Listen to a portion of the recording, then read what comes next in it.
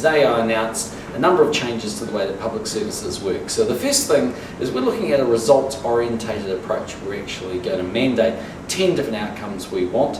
We're going to measure those outcomes, we're going to monitor and report on those outcomes over the course of the next 3 to 5 years, and you'll get a sense of whether we're achieving the things that you might highly value. You might say, well, isn't the government already doing that? And the truth is that obviously we look at a number of component measures that come out of government departments, but we don't do it in the specific and detailed way that we've announced today. So for instance, we think the most minimum qualification that you would want for your child would be the completion of NCEA Level 2. That's the minimum you require to send your child off for instance, an apprenticeship, and so that's critically important in our view.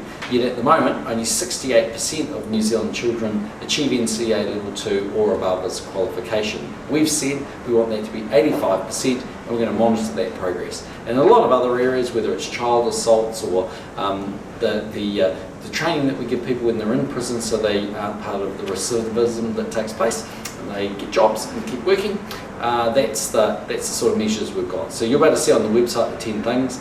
Part of it is also using much better technology.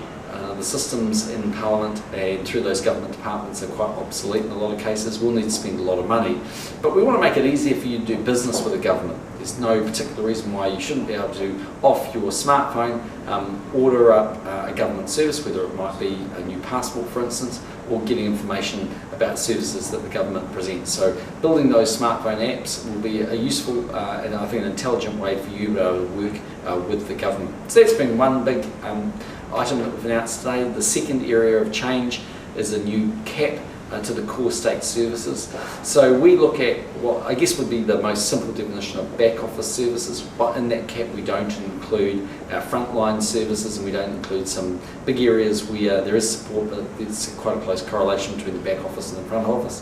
When we came into office in 2008, we put together that target. That was 39,000 FTEs, 39,000 full-time equivalents. That's now reduced, so at the end of our first parliamentary term it was around about 36,500. That's now going to form the new cap, and from there we would expect to stay under that cap with lower numbers of FTEs over the course of the next 3 years. And that's largely about saying we need to live within our means. The expense bill, or the wage bill, is a very big expense for the government, and as we work through a fiscally or financially constrained environment, we want government departments to work together to share services where it makes sense, whether it's human resources or finance or legal, and one of the smart ways of encouraging them to live within their means is to encourage them to collaborate and work together. So that's really the first and second part, because in a way they have to do that for better outcomes as well. Third thing, we've announced a new big, and this is a real structural change we've announced today, and that is a business new ministry, if you like, business-facing ministry that puts together a number of component parts. Ministry of Economic Development goes in there, Department of Labour, Department of Building and Housing.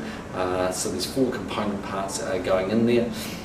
And that's, again, a Ministry of Science as well in there. So those 4 component parts are all about having a one-stop shop for business people to be able to engage and interact with the government, and one very strong ministry with about 3,200 people as a starting point in that ministry. So as a government, we think better public services are critically important. We think they have a big impact on your daily lives. They're about a quarter of the overall economy, and therefore they make a huge difference. So that's what we're doing there, and I think an important day for public services and the direction we want to take over the next 3 years. Lastly, I'm sure you've all noted and been saddened by the loss of Jock Hobbs, who passed away earlier in the week. His funeral was on Sunday, and it's my intention to go down, pay my respects to Jock. Obviously our greatest sympathy go to Nikki and the family.